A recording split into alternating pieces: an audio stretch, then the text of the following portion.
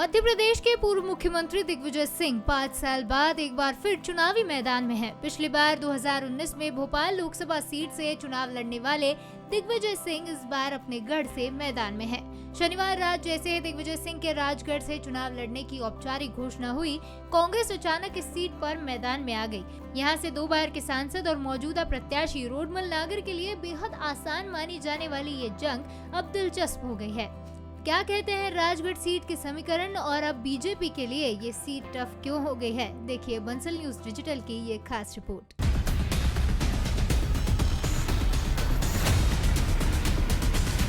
दो 2014 में 3,67,000 और 2019 में 3,92,000 वोटों से प्रचंड जीत हासिल करने वाले राजगढ़ सांसद रोडमल नागर के लिए शनिवार शाम तक हैट्रिक लगाना आसान था, लेकिन जैसे ही कल रात कांग्रेस की दूसरी लिस्ट आई और इस लिस्ट में पूर्व मुख्यमंत्री दिग्विजय सिंह के राजगढ़ सीट से उतरने का ऐलान हुआ, ये मुकाबला टफ हो गया। दिग्गी के इस सियासी रण में उतरने से अचानक ही कांग्रेस यहाँ मैदान में आ गई है।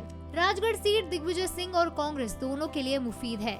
इसकी एक नहीं कई वजह है। राजगढ़ में दिग्विजय सिंह के लिए एक नहीं कई प्लस पॉइंट्स है। दरअसल इस इलाके में दिग्गी की पकड़ काफी मजबूत मानी जाती है। दिग्विजय सिंह राजगढ़ से 2 बार सांसद रहे हैं और वो यहाँ के जमीनी नेता हैं और पिछले काफी समय से इस सीट पर वो एक्टिव भी हैं। दिग्विजय के बेटे जयवर्धन सिंह राजगढ़ लोकसभा से राघवगढ़ की सीट से विधायक हैं। कांग्रेस के लिए एक प्लस पॉइंट ये भी है कि सीट बीजेपी का गढ़ नहीं है। बीजेपी 2014 से इस सीट पर काबिज है और इससे पहले दिग्गी इस सीट पर 2 बार फतह हासिल कर चुके हैं। भारतीय जनसंघ और आरएसएस के गढ़ में 1984 में दिग्विजय सिंह ने दखल देते हुए यहाँ के सियासी समीकरण बदल दिए। लगातार 3 दशक तक यहाँ राज किया। 2 बार खुद सांसद रहे, 4 बार इनके अनुज सांसद रहे, 3 बार कांग्रेस, 1 बार भाजपा से वह चुने गए, लेकिन 5वीं बार उनके दिग्विजय सिंह के करीबी नारायण सिंह आमलावे ने उन्हें हरा दिया।